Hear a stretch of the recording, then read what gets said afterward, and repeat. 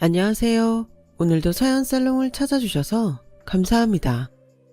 결혼 3년 차이고 꽃처럼 예쁜 천사를 낳은 아이 엄마입니다.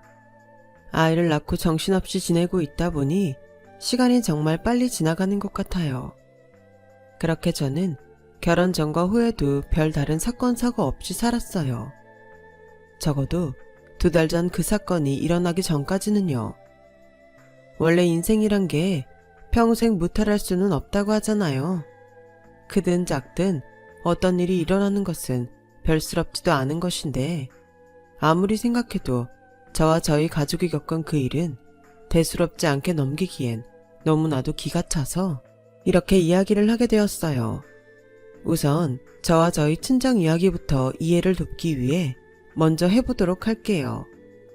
저는 대단히 잘나지도 또 대단히 어렵지도 않은 그저 평범한 집의 장녀로 태어났어요. 그리고 그런 저에겐 6살 어린 여동생이 있는데요. 부모님이 나이가 어느 정도 있을 때 낳은 막내라 제 동생은 사랑을 아주 많이 받고 자랐어요. 그런데 그게 문제였을까요?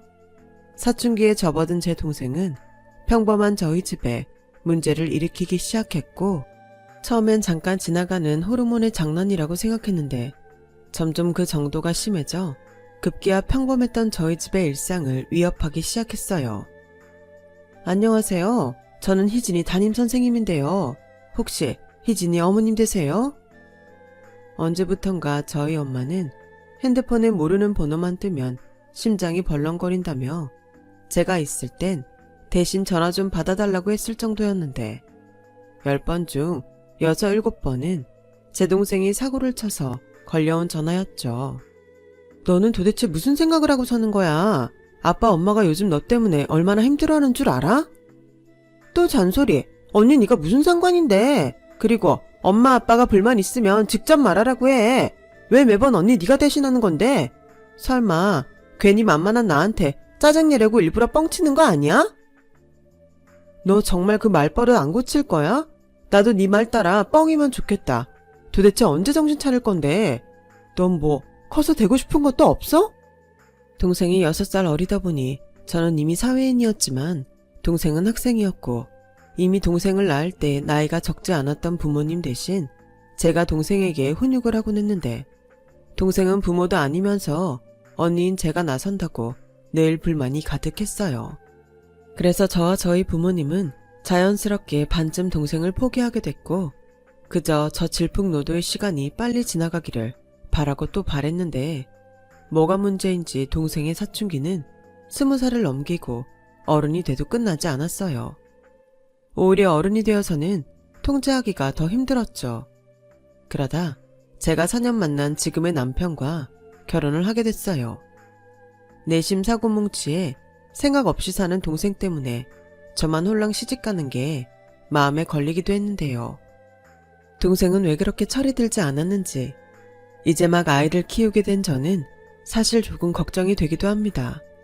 제 딸도 제 동생을 닮을까 봐요. 이렇듯 제 동생은 20대가 되어서도 정신을 차리지 못했어요. 마치 오늘만 살고 죽는 사람처럼 대책 없이 살았고 공부도 그다지 하려는 의지가 없어서 대학도 일찌감치 포기했는데 한 번은 저에게 이런 말을 하더군요. 언니, 나 있잖아.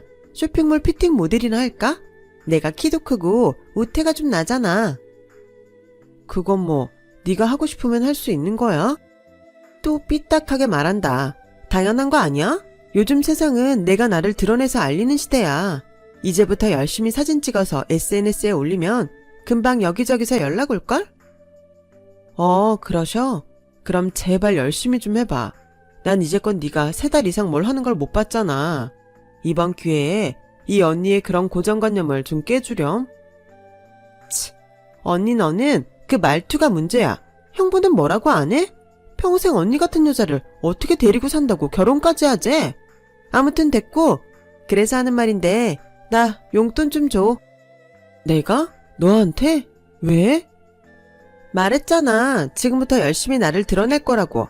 그러려면 머리도 해야지, 옷도 사야지.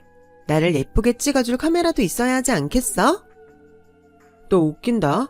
그걸 지금 나더러 내라는 거야? 너도 엄마 아빠한테 용돈 받잖아. 그거 모아서 해. 아이씨, 맘먹었을 때 해야 하는데 난 지금 돈이 없다고. 자매끼리 좀 주면 안 되냐? 투자라고 생각하면 되잖아. 혹시 알아? 내가 이 길로 떼돈을 벌지. 됐네요. 장희진, 머리 그만 굴려. 그리고 정말 돈이 필요하면 알바라도 하던지 취직 좀 해. 너도 너 살궁리는 해야 할 거 아니야. 언제까지 부모님 밑에서 애처럼 의지할 건데? 돈도 안 주면서 잔소리는? 언니는 신경 꺼. 나는 실컷 놀다가 돈 많고 능력 좋은 남자한테 시집갈 거니까. 시집 가서도 남편 돈으로 편하게 놀고 먹을 거니까 언니 너 나중에 나 부러워하지 마라. 한심하죠. 남이 봐도 그런데 피를 나눈 저는 오죽할까요. 그렇듯 제 동생은 생긴 건 예쁘장하게 생겼는데 입만 열면 저와 저희 부모님에게 고구마 100개는 먹인 것처럼 답답하게 만드는 존재였어요. 그리고 그때도 결국엔 입만 떠들고 실컷 부모님 돈으로 쇼핑만 했을 뿐 어디서도 연락 온 곳은 없었고요. 그러니 아무리 좋게 봐주려고 해도 그러기가 힘들었죠. 저희 부모님 저런 막내딸을 어쩔 수 없는 당신의 업보라고 생각하실 정도였는데 그러던 어느 날 전혀 생각지도 못한 이야기를 듣게 됐어요. 글쎄 아무 생각 없고 그저 놀기만 하던 제 동생이 2년 넘게 만나는 남자가 있었더라고요.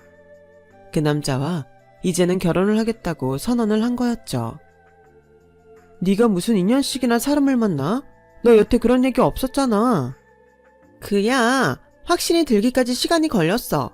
이 남자 저 남자 만나다 보니까 아, 이 남자밖에 없구나 싶더라고. 그때 제가 아이를 막 낳았을 때였어요. 처음 하는 육아에 정신이 하나도 없던 때였는데 저희 부모님은 제 동생 나이가 27살 정도 됐으니 남자만 괜찮다면 차라리 일찍 시집을 가는 것도 괜찮다고 생각하는 눈치였어요. 하지만 저는 평소에 동생이 남자 보는 눈이 없다는 걸 알았기에 부모님과는 달리 걱정이 많았죠. 이번에도 무슨 사기라도 당하는 것이 아닐까 우려가 됐는데요. 동생은 그런 저의 걱정에도 나를 세웠어요. 그래서 더 수상하게 생각했죠. 좋아, 인연을 만났다고 치자. 그 사람 뭐 하는 사람인데 직업이 있을 거잖아. 왜 또 시비야? 시비 아니고 그 사람 직업이 뭐냐고. 뭐 하는 사람인지 알아야 나도 걱정을 안 할 거 아냐. 웃겨? 직업이 뭔지가 왜 중요해? 돈만 잘 벌면 되지. 우리 오빠 돈 엄청 잘 벌고 재산도 많아. 아파트도 세 채나 있고 차도 페라리 몰아. 언니 너 페라리 타봤어? 넌 내가 그렇게 말했는데 어쩜 그렇게 한결같이 안 변하니? 물론 돈 많고 잘 벌면 좋지. 근데 어떤 일로 돈 버는 건지는 더 중요해. 설마 떳떳하지 못한 일 하는 거 아니지? 아니야, 회사 다녀. 금융회사. 됐지? 저는 동생의 말에 일단 안심하긴 했어요. 솔직히 돈이 많다고 해서 허세만 가득한 깡패 같은 사람을 만나는 것이 아닐까 걱정했거든요. 그리고 동생이 결혼할 남자를 친정집에 데리고 간다는 날이 되었는데 그날 하필이면 남편이 일이 너무 많아 철회를 해야 할 것 같다고 했고 어쩔 수 없이 아이만 데리고 저 혼자 친정에 가게 되었는데요. 동생이 데리고 온 예비제부를 보는 순간 저와 저희 부모님은 입이 떡 벌어지고 말았어요. 사람 겉모습만 보고 판단하면 안 되는 건데 그 겉모습이 너무 압도적이라 차마 표정 관리가 되지 않더라고요. 보통 제대로 된 사람이라면 어른들에게 그것도 예비 처갓집에 인사를 드리러 가는 자리에 단정한 옷차림을 할 텐데 예비 제부는 거대한 씨름 선수 같은 몸에 옷이 불편한지 양복을 입었음에도 옷 단추는 반쯤 풀렸고 셔츠 끝자락도 제대로 바지 안으로 넣지 않았는데 옆구리엔 보기도 안쓰러운 명품 클러치백을 찔러넣고 있으니 꼭 일수 찍는 양아치처럼 보였어요.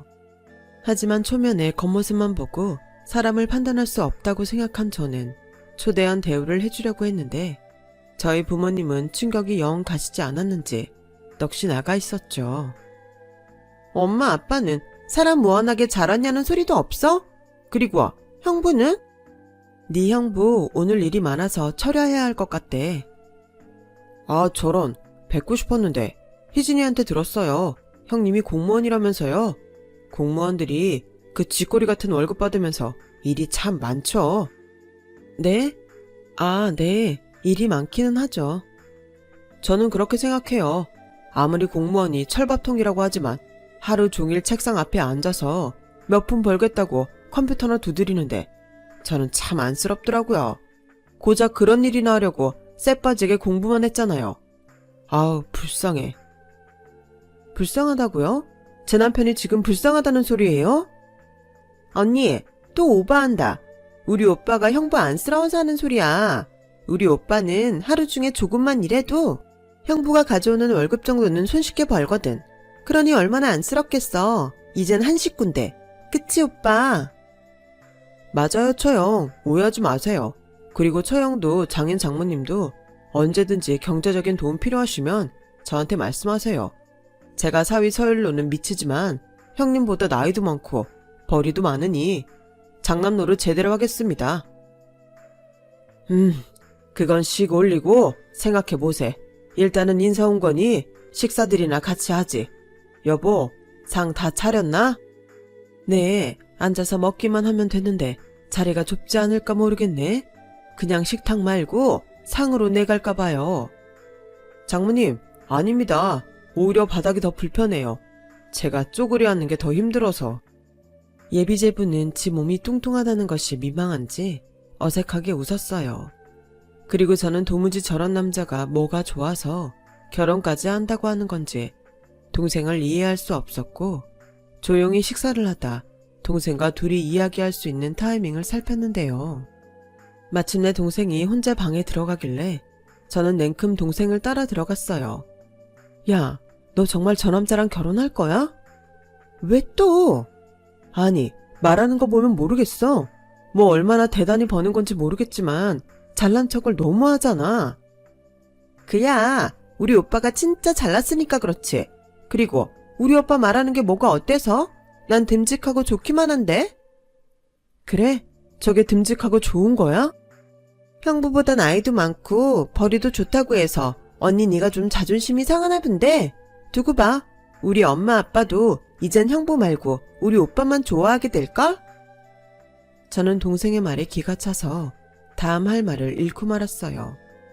그리고 그 사이에 잠을 자던 딸아이가 깼는지 칭얼거리는 소리가 들렸고, 저는 황급히 아이를 안으러 동생 방을 나갔는데 그때 본 장면이 가히 충격적이지 않을 수가 없었네요.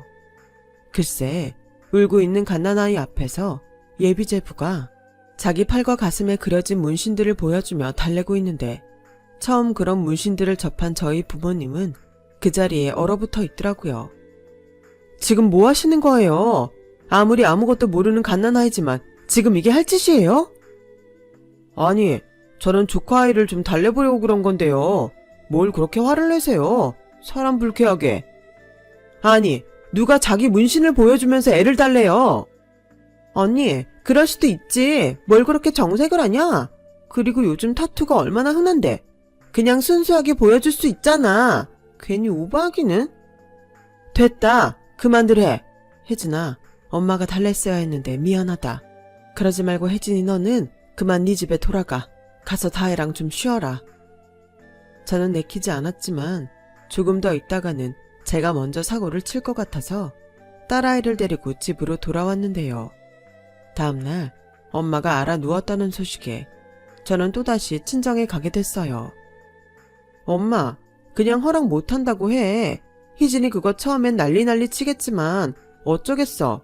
아무리 미워도 그런 남자한테는 시집 보낼 수 없잖아. 혜진아, 너 그런 소리 하면 네 엄마 더 힘들다. 지금 그럴 수 있는 단계가 아니야. 그게 무슨 소리야? 그럴 수 있는 단계가 아니라니. 우리도 너 가고 조심스럽게 이 결혼은 힘들 것 같다고 말했어. 그랬더니 희진이 그게 임신했단다. 그러니 우리가 아무리 싫다고 해도 이젠 어쩔 수 없대. 아무래도 그것들 일부러 그런 것 같아. 장희진, 이놈의 기집애 결국 끝까지 속을 썩이네. 그래서 기어코 그것 때문에 그런 놈이랑 결혼을 시키겠다는 거야? 그럼 어떡해. 뱃속에는 죄가 없잖아. 그리고 우리는 그렇지만 둘은 좋아 죽겠다고 하니 됐어.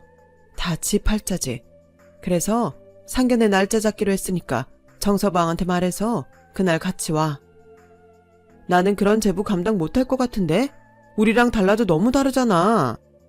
그냥 나랑 네 엄마는 희진이 그거 결혼시키고 안 보기로 했다. 괜히 옆에서 보고 환장하느니 그냥 안 보고 잘 살겠거니 하기로 했어. 그러니 너도 이제 더는 이 얘기는 하지 마라. 저는 자포자기한 얼굴을 한 친정 부모님을 보고 차마 걱정스럽다는 말을 더는 할 수 없었어요. 그리고 근심 걱정 가득한 저를 보며 남편도 내심 걱정스러운 얼굴을 했는데 예비 제부를 보지 못해서인지 속 편한 소리를 하는 거 있죠. 자기야, 자기가 뭘 걱정하는지는 알겠는데 제일 중요한 건 처제가 좋다잖아. 게다가 아이까지 가졌으면 이젠 우리라도 축복해줘야 하지 않겠어? 머리로는 그래야 한다고 생각하는데 도저히 그런 마음이 안 생겨. 그날 자기가 그 남자를 못 봐서 그런 소리를 하는 거야. 자기가 공무원이라고 얼마나 무시했는 줄 알아? 세상에, 내가 살다 그런 소리를 처음 듣는다고.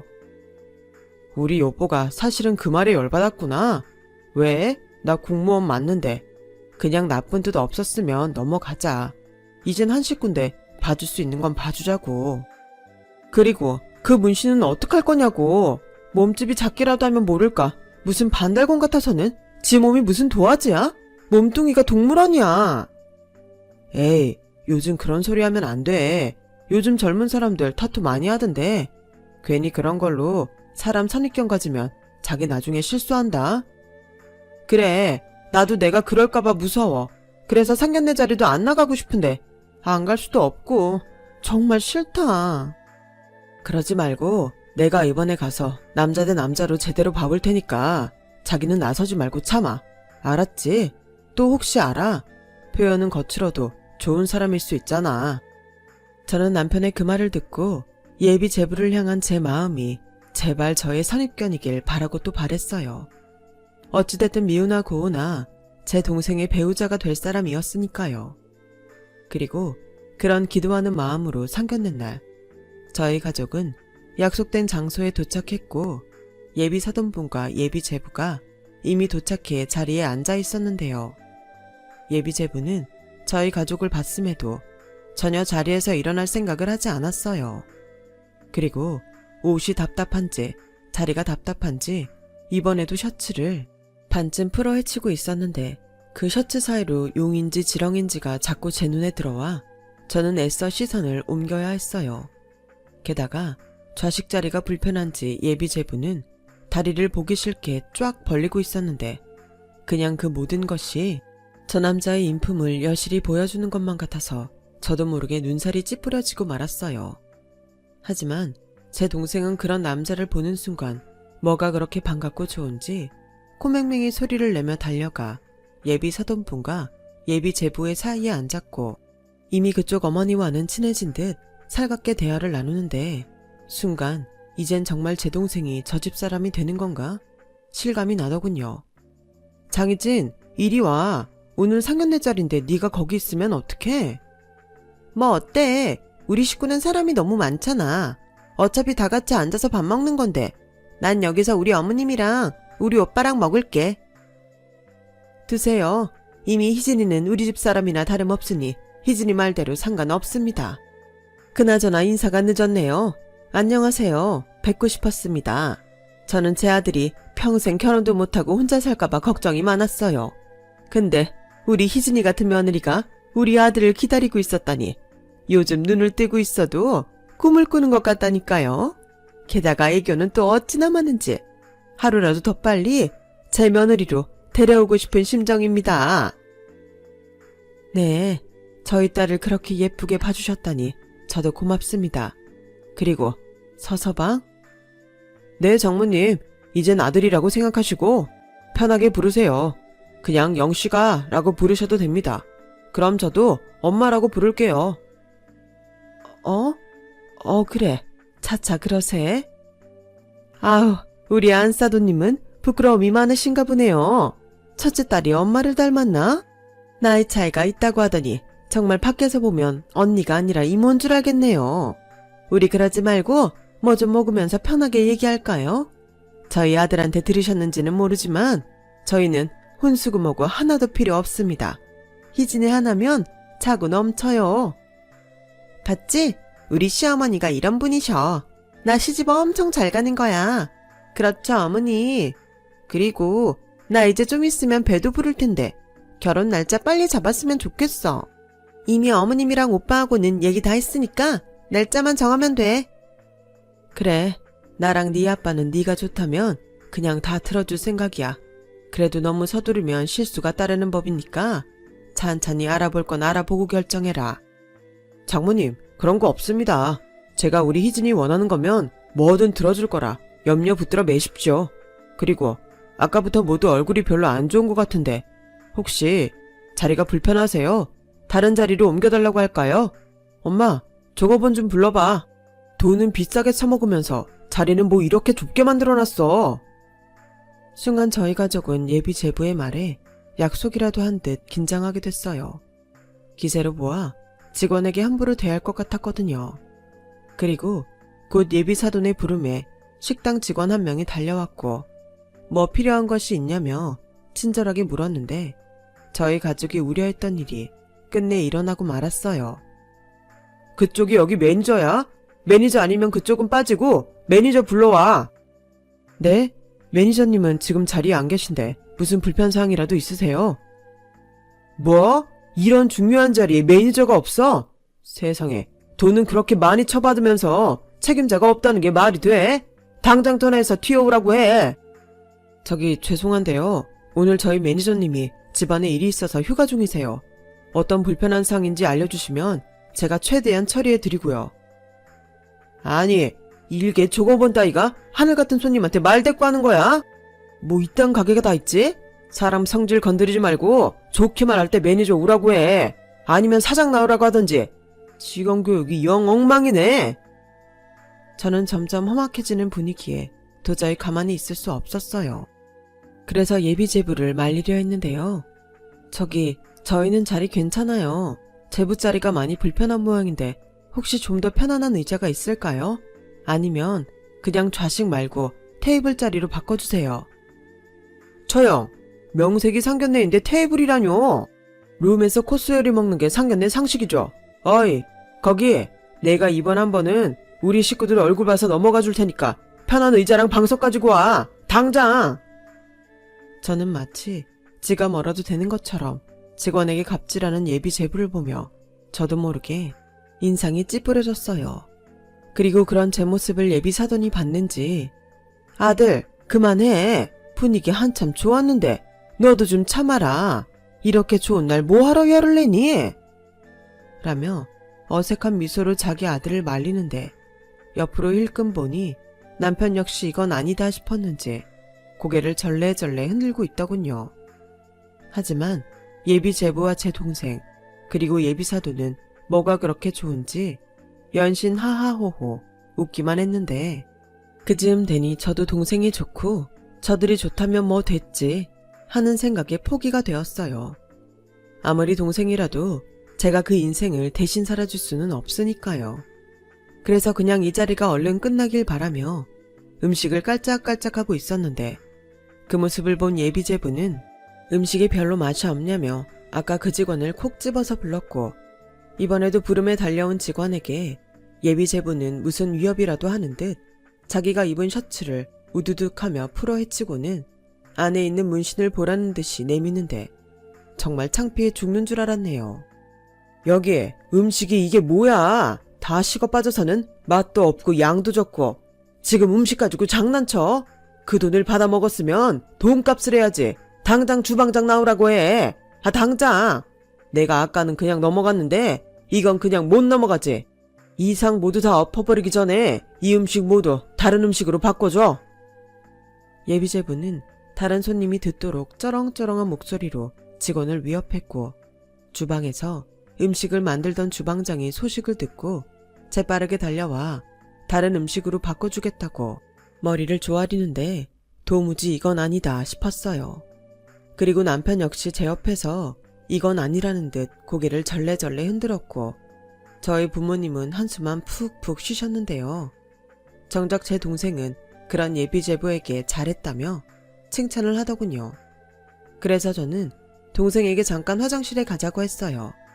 아무리 임신을 했어도 저런 놈이랑 하는 결혼은 절대 하면 안 된다고 결혼 선배 입장에서 뜯어 말릴 작정이었죠. 하지만 동생은 무슨 얘기를 하려고 하냐면서 그 자리에서 버텼고 그동안 동생에게 무슨 얘기를 어떻게 들었는지 예비제부가 제 동생 대신 나섰는데요. 처형, 할 말 있으면 편하게 여기서 하세요. 여기서 못할 소리면 애당초 하지 마시고요. 제가 듣자 하니 처형이 우리 희진이 기 많이 죽이셨다고 하는데 저 이제 그 꼴 못 봅니다. 봤지? 나 우리 오빠랑 다니면 아무도 나 못 건드려. 이래서 내가 우리 오빠랑 결혼하려고 그러는 거야.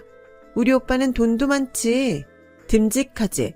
나만 이렇게 사랑해주는데 언니 네가 왜 나서는데? 처제, 언니는 처제가 걱정돼서 그러는 건데 꼭 그렇게 말해야겠어?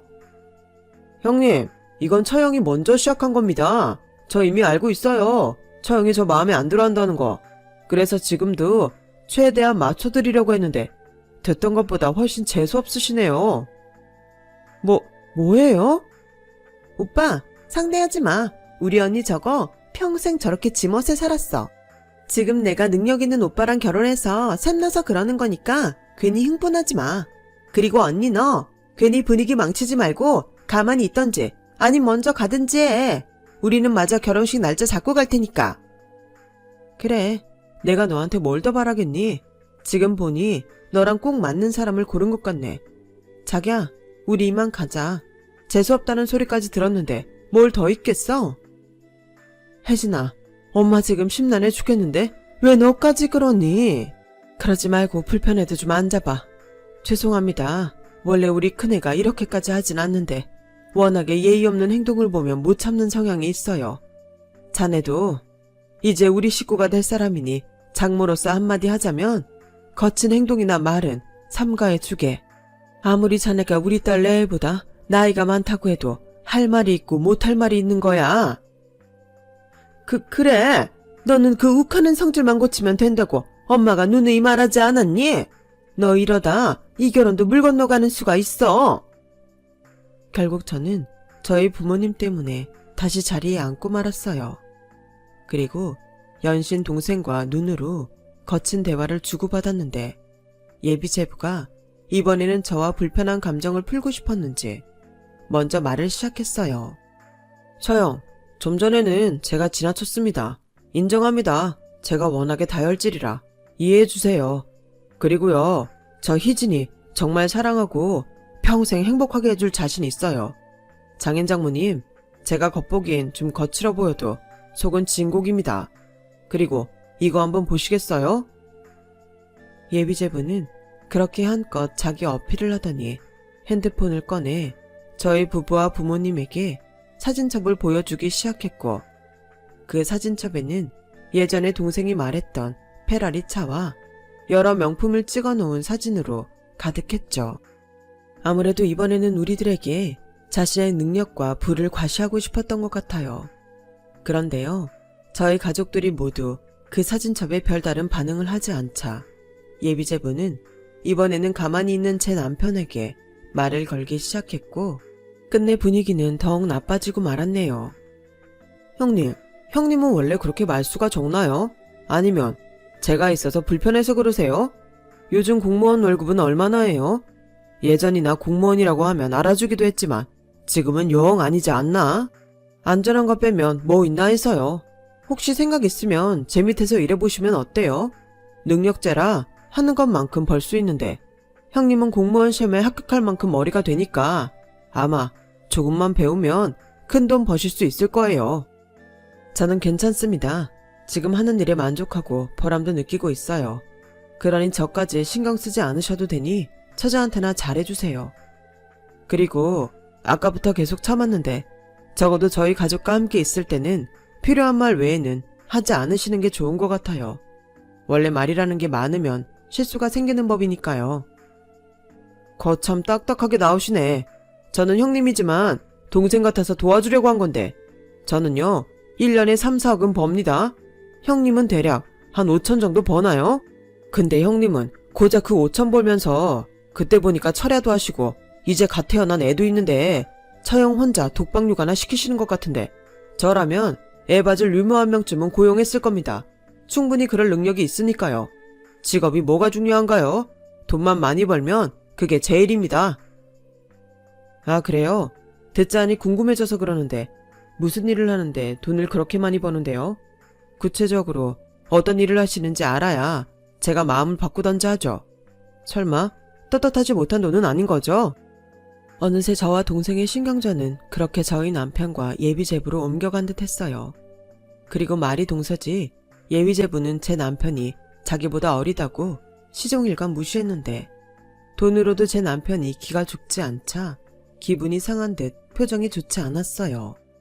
그리고 개벌은 남 못 준다고 이미 사라지고 없는 셔츠를 반쯤 벗어 저희 남편 보라는 듯이 과시하기 시작했는데 좋지도 않은 몸에 새겨진 문신이 꼭 예전에 학교 다닐 때 바바리면 보는 것처럼 제 눈이 썩어 들어가는 것 같았어요. 그러자 이번엔 저희 남편이 참지 못하겠다는 듯 큰 소리를 내기 시작했고 그렇게 상견례장은 점점 걷잡을 수 없게 돼버렸는데요. 지금 뭐 하는 겁니까? 여기 어른들도 다 계시는데 당장 옷 입지 못해요. 아니, 아무리 서열을 형님이라고 하지만 나보다 나이도 어린 게 어디서 명령을 하고 지랄이야. 아들, 진정해. 너 이러다 또 사고 친다. 희진아, 네가 좀 나서서 말려봐. 형부, 진짜 너무해요. 그냥 좀 넘어가주면 안 돼요? 무슨 콧대가 그렇게 높아? 처제야말로 이렇게 식구들 걱정시키면서 이 결혼을 해야겠어. 아무리 임신을 했다고 해도 처제 인생에 걸린 문제야. 장인장모님, 저도 들어서 알지만 이 결혼 막아야 합니다. 처제 저러다 큰일 나요. 그때였어요. 예비제부는 끝내 지 분을 참지 못하고 상을 엎어버렸고 음식이 죄다 쏟아지면서 저희 부모님이 그 음식을 뒤집어 쓰게 됐는데 예비제부라는 놈은 완전히 이성줄을 끊어먹었는지 분위기를 더욱 험악하게 만들었어요. 아니, 내가 어디가 어때서 큰일이 난다는 거야. 아버님, 어머니, 어디 입이 있으면 말씀해보세요. 언제는 희진이 원하면 뭐든 상관없다면서요. 솔직히 희진이 이 집안에서 천덕꾸러기라는 거 저 모르지 않습니다. 그래서 그냥 대충 넘어갈 거라고 생각했는데 아니, 내가 내 돈으로 희진이 행복하게만 해주면 그만 아닙니까? 그래, 이왕 이렇게 다 엎어진 거 내 속 시원하게 다 말하겠네. 자네가 돈을 얼마를 버는 건지 여기 있는 우리 식구는 다 관심이 없어. 하지만 자네가 이렇게 사람을 함부로 대하고 똥인지 된장인지 구별을 못하는 건 우리는 도무지 받아들일 수가 없네. 우리는 다른 건 몰라도 인성이 좋은 사위를 원해. 인성이요? 인성이 밥 먹여주나요? 인성만 좋으면 행복하답니까? 아주 웃기지 않는 집구석이네. 그놈은 그렇게 말하고 지 앞에 있는 유리컵을 신경질적으로 3개 던졌어요. 그리고 그 유리컵이 깨지는 소리에 여기저기서 비명이 들렸는데 저희 남편이 저와 아기 그리고 저희 부모님을 보호하느라 앞으로 나섰고 둘은 그렇게 몸싸움을 하게 됐어요. 저는 연애할 때도 결혼하고도 남편이 누군가와 몸싸움을 하는 것을 본 적이 없었기에 많이 놀랐는데 제 동생은 아무렇지 않다는 듯 어이없게도 코웃음을 쳤고 저는 그런 동생의 뺨을 3개 내리치고 말았어요. 그러자 저에게 맞은 동생이 귀청이 찢어지게 왜 때리냐며 소리를 질렀고 그 소리에 저희 애는 울기 시작했는데 정말 식당 안은 아수라장이 되고 말았죠. 그때였어요. 식당 직원이 경찰에 신고를 했는지 밖에서 경찰서 사이렌 소리가 들렸고 순간 그 소리에 그놈이 먼저 반응을 보였는데요. 에이씨, 왜 경찰을 부르고 지랄인데? 내가 다 변상하면 되잖아. 당장 돌려보내. 맞아요. 손님한테 이런 법이 어딨어? 어딨긴 이렇게 소란을 피웠는데 식당 입장에서는 당연한 거 아니야? 이게 다 네가 잘못 고른 저 남자 때문이잖아. 웃겨? 이게 왜 우리 오빠 탓이야? 언니 탓이고 형부 탓이지? 남의 상견례 망치니까 좋아? 여기까지 왔으면 그냥 가만히 있으면 될걸. 왜 나서? 난 진짜 이해할 수가 없어. 엄마도 아빠도 이상해. 왜 언니랑 형부를 가만둬? 뭐라고 해야 하는 거 아니야? 오빠, 이젠 다 필요 없어. 그냥 우리끼리 씩 올리고 혼인신고하자. 나 오늘부로 저 집 사람 아니야. 처제 뜻은 잘 알겠는데 오늘 저 사람이 한 행동은 법적으로 책임 물을 게 많아. 여기 있는 사람들 모두 피해자니까. 거기 있는 경찰분 잠시만 기다려주세요. 제가 전부 소명하겠습니다. 형부, 아니지. 당신 끝까지 이럴 거야? 우리 오빠 무서운 사람인데? 그때쯤 저희 엄마는 거의 쓰러지기 일보 직전이었어요. 그리고 그때였어요. 먼저 몸싸움으로 저희 남편 주머니에 있던 출입증이 떨어졌는지 잠시 동안 사돈이라 불렀던 여자가 그 출입증을 주워들었고 거기 적혀있는 문구를 읽었는데 모자지간 얼굴이 하얗게 사색이 돼버렸죠. 그 출입증은 저희 남편이 법원에 갈 때 사용하는 법원 출입증이었어요. 저희 남편 직업이 검사거든요. 그 출입증에는 저희 남편 사진과 검사라는 두 글자가 선명하게 찍혀 있었고 그걸 본 그놈의 엄마라는 사람은 그러게 내가 그 욱하는 성질 오늘은 참으라고 했지. 이제 어쩔 거야. 하고 많은 사람 중에 검사한테 걸렸으니 이젠 어떡하냐고. 희진이 너 형부 공무원이라며 검사라는 말 안 했잖아. 너 나 엿먹이냐? 검사, 공무원 맞잖아. 그리고 저 사람이 검사인 게 뭐? 난 하나도 중요하지 않은 것 같아서 굳이 말하지 않았을 뿐인데? 왜? 이런 멍청한 거사. 검사가 그냥 공무원이냐? 에이씨, 나 너 때문에 인생 종쳤잖아. 생각해보니 제 동생은 제가 남편을 처음 만났을 때부터 저희 남편에게 별다른 관심이 없었어요. 다른 집 처제들은 형부 하면서 살갑게 군다는데 제가 워낙 동생한테 엄하다 보니 동생이 다가오지 않으려 했고 그렇다 보니 지 형부가 검사라는 자각도 크게 없었던 것 같은데 그래도 그렇지 어떻게 검사를 그냥 공무원이라고 소개했는지 제 동생이지만 참 어이가 없던 순간이었어요. 그리고 남편은 경찰에서 신분을 밝히며 식당 직원과 주방장을 불러 오늘 있었던 일을 상세히 소명하는데 한껏 자기 몸을 과시하며 험악한 분위기를 만들던 그놈은 언제 지가 그랬냐는 듯 순한 양이 되어서 저희 남편에게 형님 굽실거렸고 그의 어머니도 제발 한 번만 봐달라며 무릎까지 꿇었는데 그때 제 동생이 저희 부모님에게 이런 소리를 했어요. 엄마 아빠 잊었나 본데 나 임신 중이야. 그러니까 형부 좀 말려서 일 크게 만들지 말라고 해. 안 그럼 나 정말 인연 끊고 아무도 모르는 데 가서 콱 죽어버린다. 그래 어디 그럴 용기 있으면 한번 해봐. 여태 나는 네가 언젠가는 철이 들 거라고 생각했어. 그리고 이 결혼도 우리 모두 내키지 않지만 너 때문에 여기까지 온 건데 이제 나도 너무 힘들다. 우리 그냥 이쯤에서 부모 자식 간에 영 끊자. 여보 우리 이제 그만 돌아가요. 나 여기 더 있다가는 쓰러질 것 같아. 그래 그러자고. 혜진아 너 여기 남아있을 거면 우리가 다해 데려가마. 너는 일 마무리하고 와. 이제 우리한테 자식은 너 하나고 사위는 정서방 하나야. 알겠지? 엄마 아빠 진짜 이럴 거야? 평생 언니만 편애하더니 정말 이럴 거냐고. 이봐요. 우린 그쪽 엄마도 아빠도 아니니까 그렇게 부르지 마요. 그리고 혹시나 해서 일러두는데 결혼을 하든 파혼을 하든 알아서 하고 우리 재산은 다 여기 있는 우리 딸 혜진이 몫이니 행여 나중에라도 딴소리하지 말아요. 그리고 다신 보지 맙시다. 저희 부모님은 그렇게 말하고 저희 애를 데리고 먼저 식당을 나가셨어요. 그리고 아무리 싹싹 빌어도 현행범인 그놈은 경찰서까지 가게 됐는데 저희 남편도 이번엔 독이 바짝 올랐는지 저런 놈은 뜨거운 맛을 보여줘야 한다며 단단히 벼렀고 나중에 알고 보니 그놈은 역시나 예상했듯 그리 떳떳한 놈이 아니었어요. 1년에 3, 4억은 번다는 그놈의 직업이 불법 고리대금업이었거든요. 게다가 어디 조직에 소속되어 있는지 그 전과도 참 화려했는데 제 동생한테 그렇게 자랑했던 페라리와 명품들도 모두 떳떳하지 못한 물건들이었죠. 게다가 이번 기회에 저희 남편에 의해 탈탈 털린 그놈은 이미 가볍게는 사기며 절도죄부터 무겁게는 특수폭행죄까지 전과도 다양했는데 그 사실을 안 제 동생은 지가 만났던 남자가 그렇게 쓰레기였는지 몰랐다며 친정 부모님에게 문 앞에서 손이 발이 되도록 싹싹 빌었어요. 하지만 이번에는 그리 쉽게 동생을 받아주지 않겠다 결심한 저희 부모님은 동생이 아무리 문 앞에서 석고대죄하듯 대성통곡을 해도 절대 받아주지 않았고 급기야 시끄럽다며 경찰에 신고까지 하셨는데 그러는 과정에서 저와 저희 가족은 또 한 가지 기가 막힌 사실을 알게 되고 말았어요. 임신해서 결혼해야 한다고 했던 제 동생이 사실은 임신하지 않았던 거예요.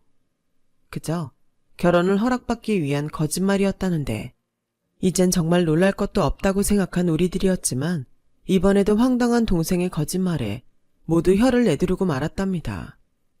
결국 제 동생은 집에 돌아오지 못하고 쫓겨나고 말았어요. 뭐 언젠가 정신을 차리면 그때는 달라질 수도 있겠지만요. 아무튼 이번 사건으로 저희 친정은 한바탕 시름을 앓았고 이제는 조금씩 일상으로 돌아오고 있는데요. 저는 이번 기회에 저희 남편을 다시 보게 됐어요. 쥐뿔 아무것도 없이 거짓으로 과시하려는 그딴 놈을 보니 정직한 마음으로 지금 하는 일에 최선을 다하며 이 일이 천직이라고 보람있어 하는 남편이 그렇게 자랑스러운 거 있죠. 언젠가 저희 딸도 이런 아빠의 올곧은 점을 꼭 닮았으면 하는 바람입니다. 그놈은 현재 그동안 수배 중인 부분도 있어서 실형을 살고 있어요. 듣자 하니 그 엄마라는 사람도 아들을 포기한 것 같다고 하더라고요. 변호사도 못 구하고 국선 변호사도 서로 변호를 미루고 있어서 아마도 이번에는 쉽게 빠져나오지 못할 듯 싶다고 하네요. 평생 인생을 그렇게 살았을 그놈이 이번에는 제대로 죗값을 모두 받을 수 있기를 바라며 여러분들도 부디 저런 놈과 엮이는 일 없이 좋은 인연만 함께 하시길 진심으로 바라며 지금까지 저의 이야기 들어주셔서 대단히 고맙습니다. 부디 앞으로의 나날들이 건강하시고 행복한 마음 가득하길 바랄게요. 감사합니다. 여러분, 사연 댓글에 응원과 현명한 조언 부탁드려요. 좋아요와 구독은 저에게 큰 힘이 됩니다. 오늘도 좋은 일 가득하세요.